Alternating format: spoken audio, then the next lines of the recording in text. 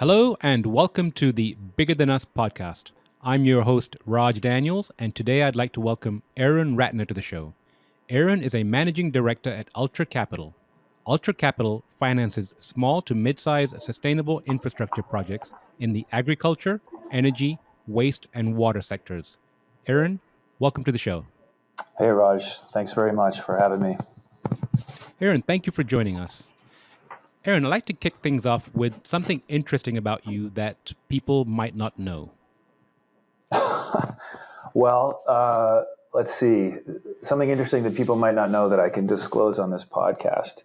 When I was younger, No one's listening but me and you. When I was younger, I aspired to live with the Native Americans. And so I grew my hair down past my shoulders and spent most of the summer in a teepee learning how they lived off the land, and lost that.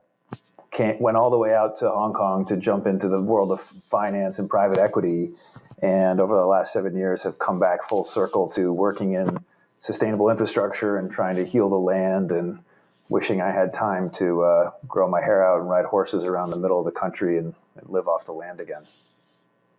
And so that is fascinating. Where was this and what time frame? So I grew up outside of Boston, in Massachusetts, in a small town called Carlisle.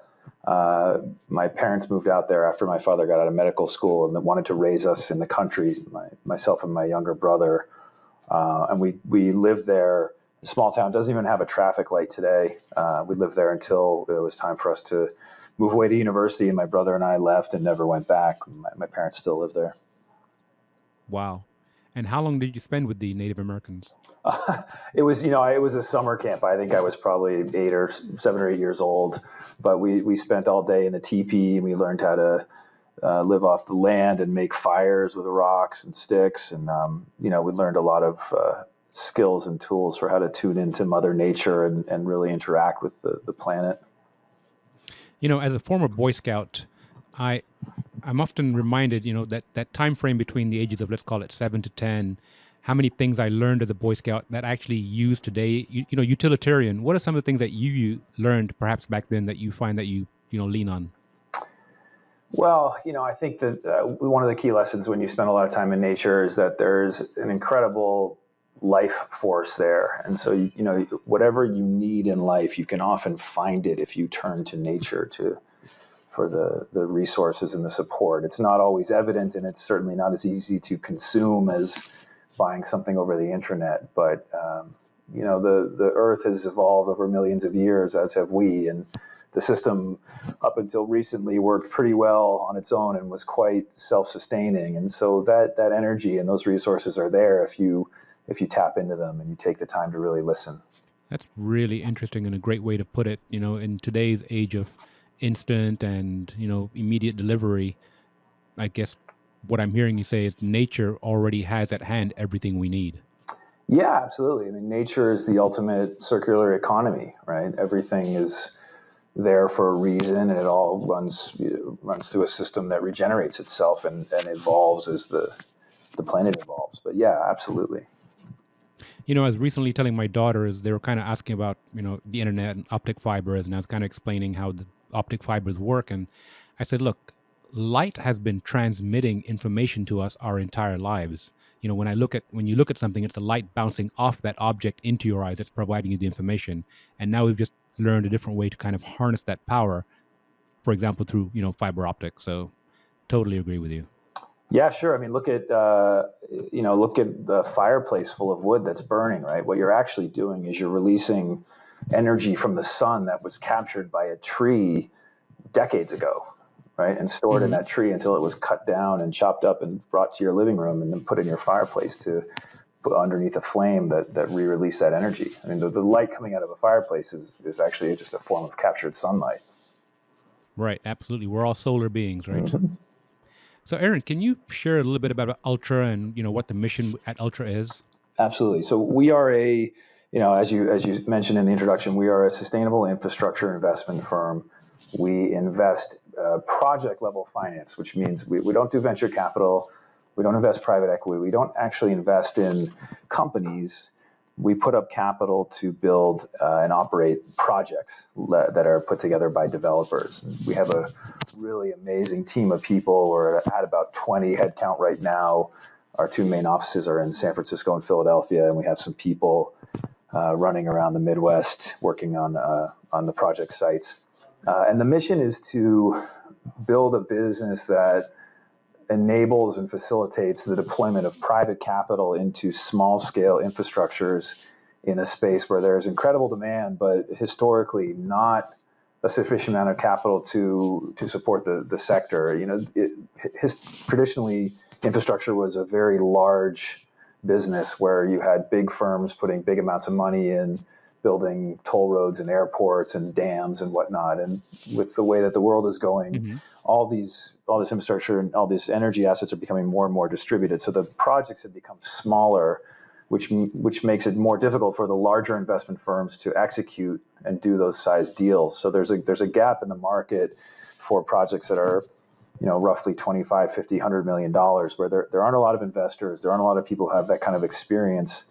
But there are a tremendous amount of opportunities. And so we've put together a team of entrepreneurs and former developers and former operators and engineers who are all very like-minded in the mission of the company and all feel very strongly about the meaning of the work that we're doing every day.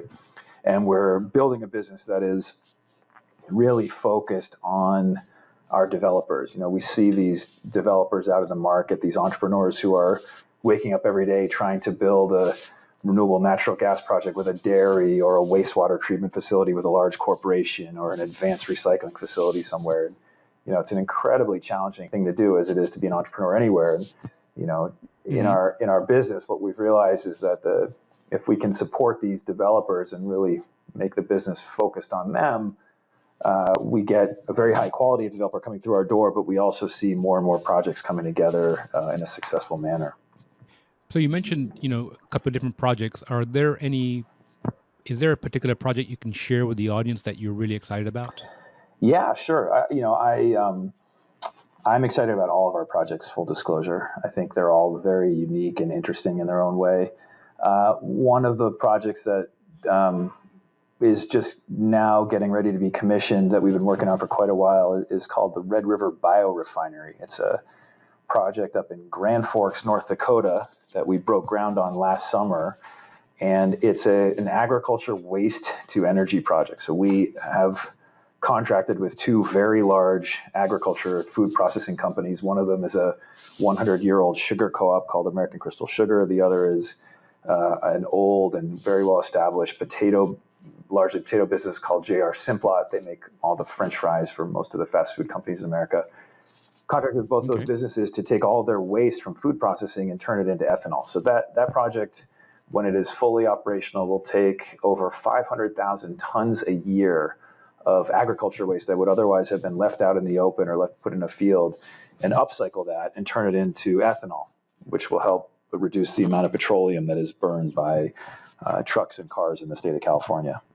That's a pretty amazing amount. Can you give an example of what agricultural waste is? I know that, so the product is a potato, for example, but what's the waste from that? So there's really two main forms of ag waste. There's post-harvest and there's post-processing. So post-harvest agriculture waste is all of the agriculture matter, the biomass that's pulled out of the ground that either because it doesn't look right, can't be sold in a field, or because of quotas and pricing issues is going to be left in the field and not sold. And so that's a significant volume every year in America. And then there's the processing waste. So when you take a potato or a sugar beet and you chop it up and make it ready for consumer product, there's a lot of waste there, both from the biomass that you're cutting off of the fruit or the vegetable, but also the water that gets used for processing. And so that waste stream has an incredible amount of energy in it. There's a lot of starch and sugar. Sometimes in other forms of waste, there's a lot of fat and protein, and you can take all of that energy, and rather than disposing of it into a wastewater plant or just putting it in a hole in the ground, you can treat it or run it through certain processes. And in this case, we're putting it in a distillation process and turning it into ethanol, just as you would if you were running a purpose-grown corn ethanol plant. But what's interesting about the project is that we're capturing a waste stream. So up until our arrival, this was a cost center for these companies. They were paying to get rid of their waste stream, where they were just leaving it in a field and hoping that it would rot by spring. And so what we've figured out how to do here, and what we're trying to figure out how to do all across the agriculture sector, is to take formerly linear processes where you had people just doing something one way because that's the way we always did it, and it ended with a hole in the ground getting filled up with garbage or agriculture biomass waste or electronic waste or whatever that is. We're trying to change that behavior and doing it through a profit incentive. So rather than just sitting there and saying, well, you shouldn't do that, you shouldn't throw that away, we're creating a system and a project in this case where it actually becomes profitable for people to minimize their waste disposal and to upcycle their waste.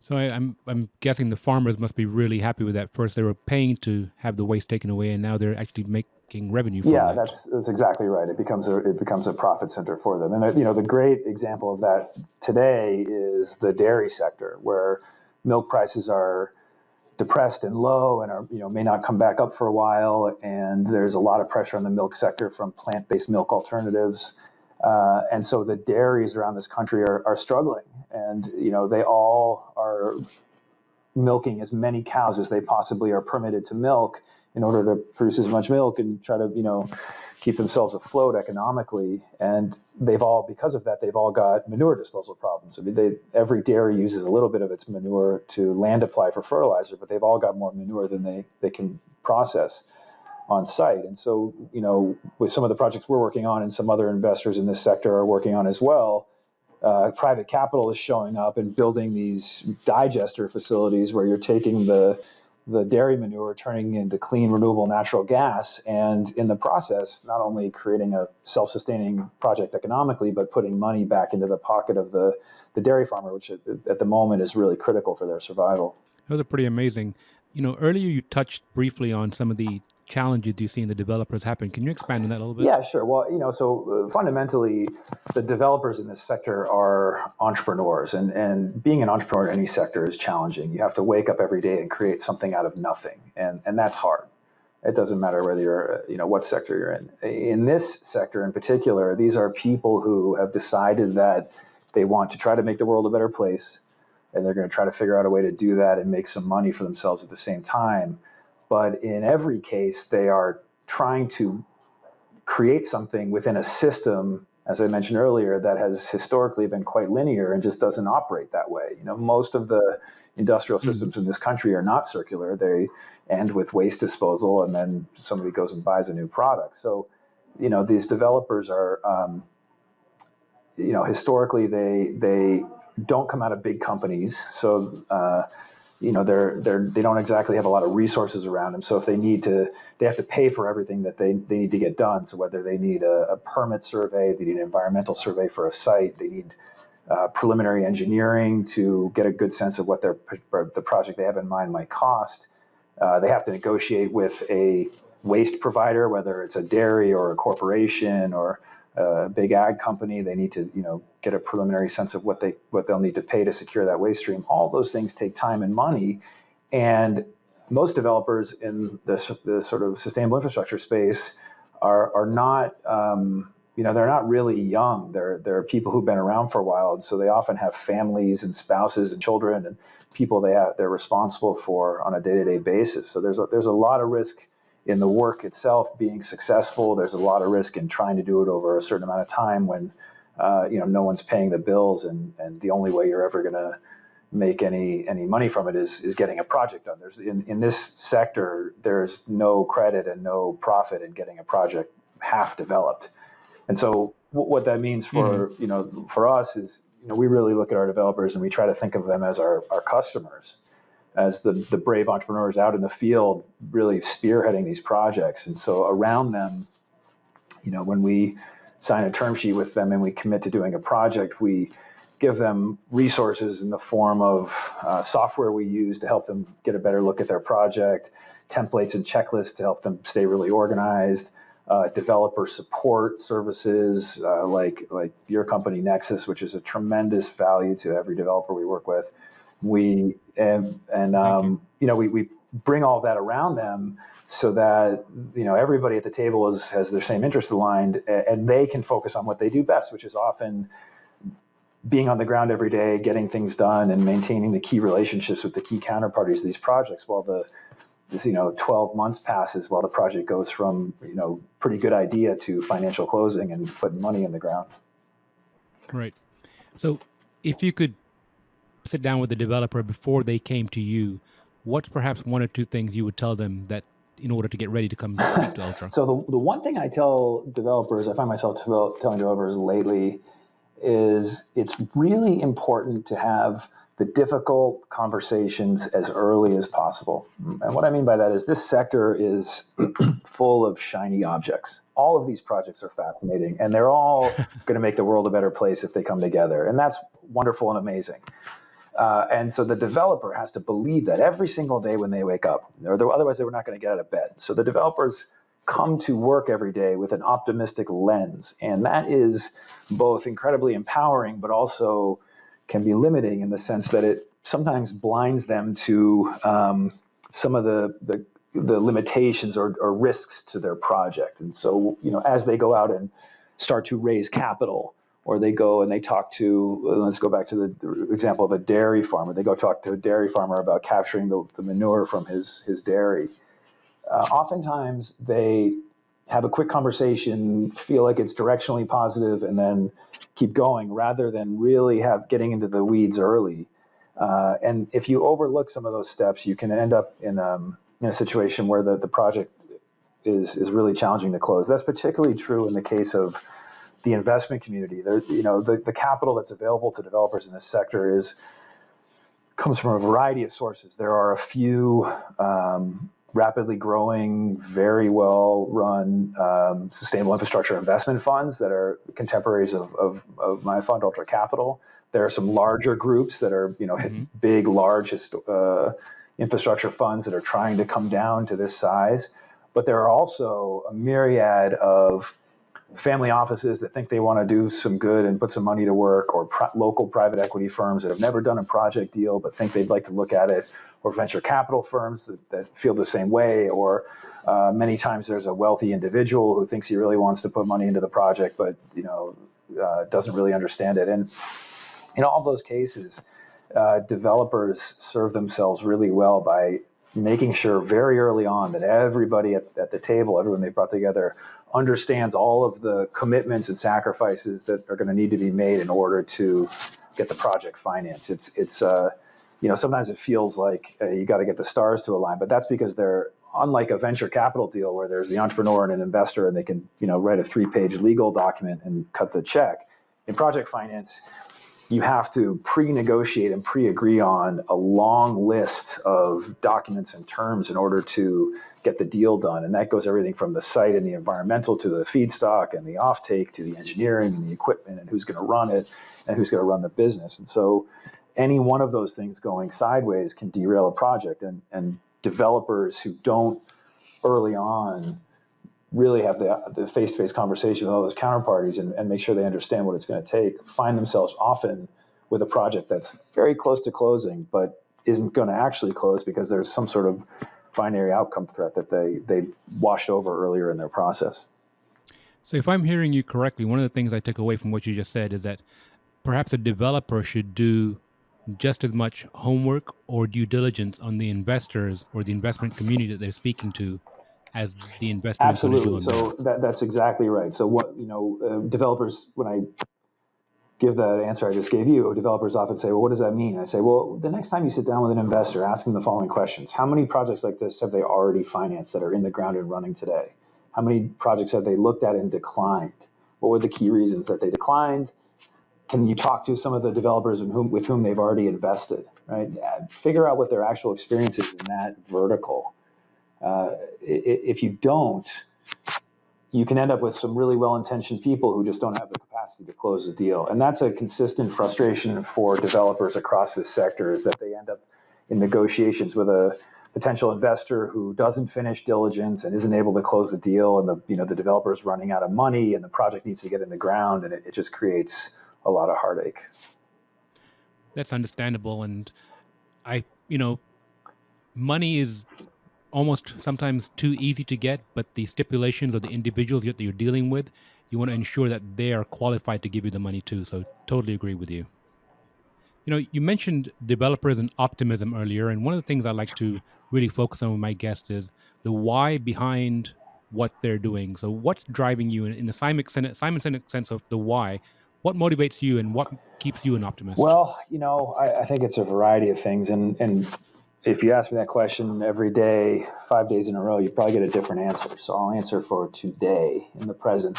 I think, for one, the planet really needs it, right? If you think about what the opportunity is here for sustainable infrastructure, you can kind of draw a Venn diagram around, financial returns, which seem to be available and real and attractive to investors. Another circle could be all of the people involved in the sector who, for the most part, are trying to make the world a better place. And then the third circle of that Venn diagram is the fate of the planet actually depends on the successful outcome here.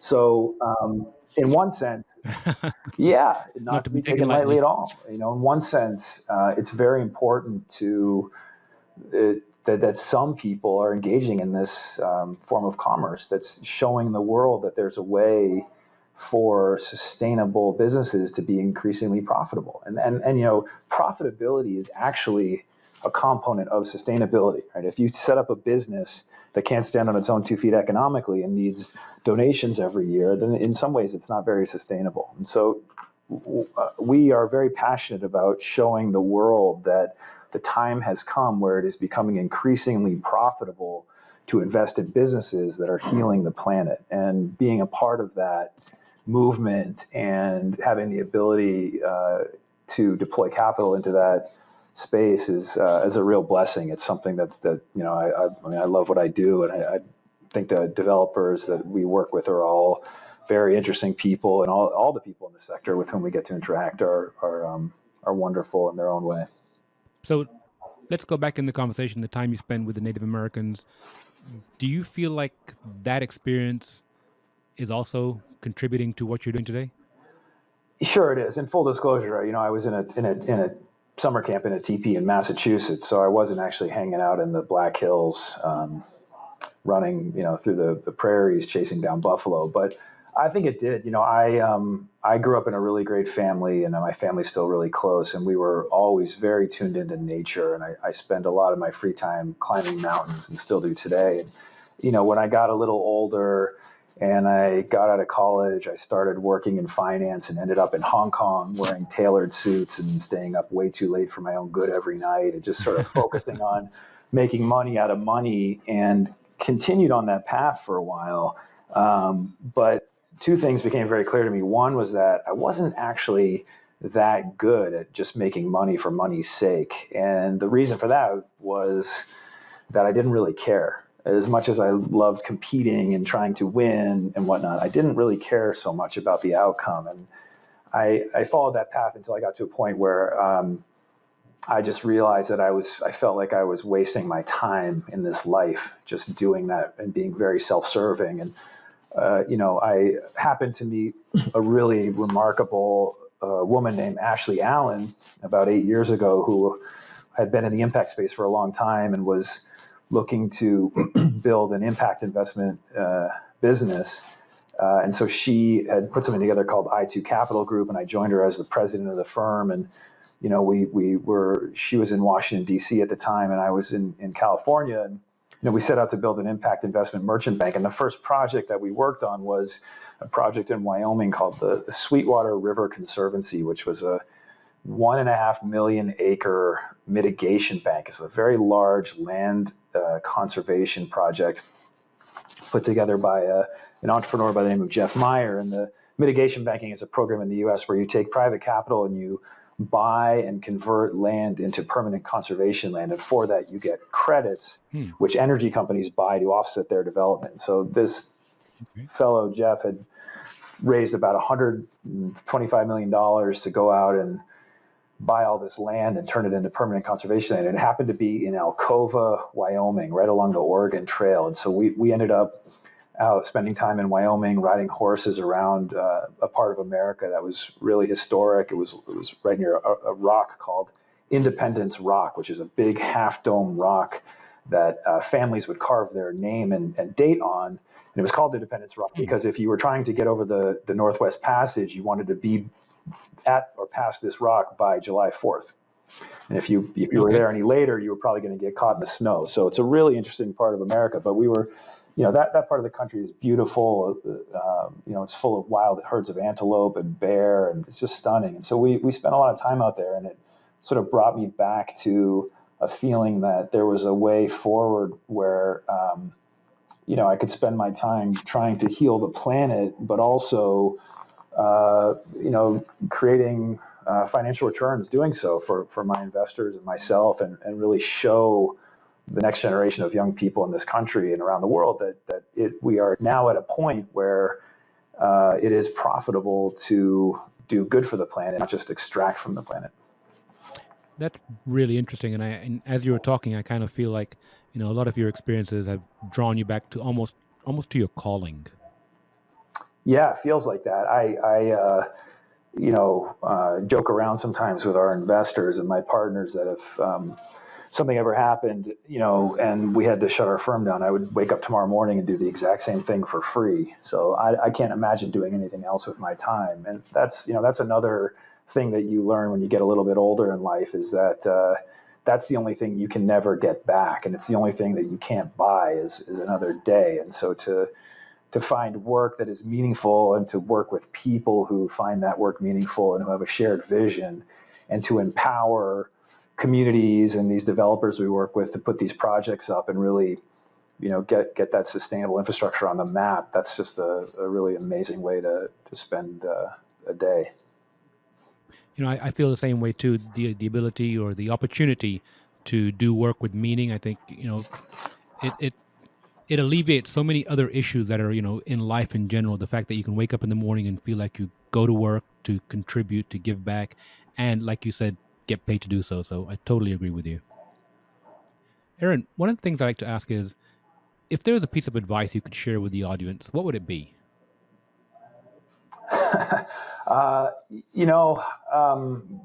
Given what we just talked about, I think what I would say is, if you really look inside yourself and you understand what it is you want to do and what it is you are most passionate about, you will most likely also discover what you are best at. And that's another thing I see young people sometimes doing, is they think they just want to go and make some money. So they move to New York City, or they just get involved in an investment business so they can make their first million or their second million. But they struggle at it and they feel unfulfilled. And partly that's because money is a poison in many ways, and it can make people feel very empty. But it's also because those people end up in a situation where they have financial stability, they have resources to go on vacation and do all the sort of things they thought they wanted to do, but they're not fulfilled on a very deeper level. And one of the truths about life is that doing what you are most passionate about is a path to doing what you have the innate skills to be best at in life. And so trying to really, taking the time early to really think about that and not get caught up in all of the buzz and momentum and gravity around the importance of making money or being somebody or being seen, or what, all the things your ego tells you is something that's quite challenging, but something that's very important to do. So let me ask you a question regarding that. In today's day and age, when so many headlines are driven by 6 habits of multimillionaires, or how to be a millionaire by 30 or 40 by 40, what would you say to someone in their 20s to, try to cut out that noise and to focus on, what they're passionate about or what drives them? Put away your phone. I think one of the biggest You and I are on the same page. Yeah, one of the biggest challenges for everybody on the planet, every adult who needs to drive a car safely in the morning, and every kid who's growing up these days, is access to these very visually addictive devices that we carry around in our pockets all the time. They just create a lot of noise, both mental noise and audible noise, and it just it is destroying the capacity for people to think and focus and get into a deep state of contemplative thought. And if you never get into a deep state of contemplative thought, you never really know who you are, and you never really get a good read on what you're looking at in life. And so the ability to detach from all of that and just think clearly is something that has largely been lost. Although I will say that most of the successful people in the world out there who are taking the time to write books or blogs about how they became successful, most of them will mention mindfulness or meditation as part of the tool set that they used to get to where they were going in life. Again, full agreement. I had a conversation yesterday with a gentleman who actually said that he feels like if we all had the ability to be more present, we could all make an impact to improve the earth and improve the environment. So totally agree. And I think, I echo your sentiment. Aaron, is there anything else you'd like to share with the audience today before we sign off? I guess I would just say that, in this sector in particular, in the sustainable infrastructure sector, there are a lot of people who came to it a little later in life, who worked in finance or worked in engineering, and are now in it because they not only want to spend the rest of their career doing it, but also they really want to pass along skills and tools and enable a next generation of younger people to find an extremely profitable future in the circular economy and the sustainability sector. And what that means, among other things, is that most of the people in this sector are really accessible. Even the heads of big investment firms are available to talk to young people about what they want to do and how they want to develop their careers. I mean, here in Philadelphia, we're building a relationship with the Wharton School. I attended Stanford University, and we're working on a relationship with them. So, but in any case, anytime anybody reaches out to me, I almost always try to find some time to speak with them. So if to young people, to developers, people who are trying to get into this sector and aren't really sure what it's all about, I would encourage cold calling, encourage people to really reach out and speak what's on their mind and share that they're thinking about getting into this business and that it feels meaningful to them, but they're not really sure how. Because on the other end of that conversation and that connection, there will almost always be somebody who's willing to take the time to facilitate that and to support that effort. Well, I really appreciate that, Aaron. I'll put a link to the firm when I publish the episode, and then I'm sure once they get to the firm's link, they can find you and then connect with you on LinkedIn. So Excellent. I'll just put that in the notes. Excellent. Aaron, thank you so much for your time today, and I really appreciate sharing your story. I look forward to catching up with you again soon. Thank you, Raj. It was wonderful to connect. Have a great day.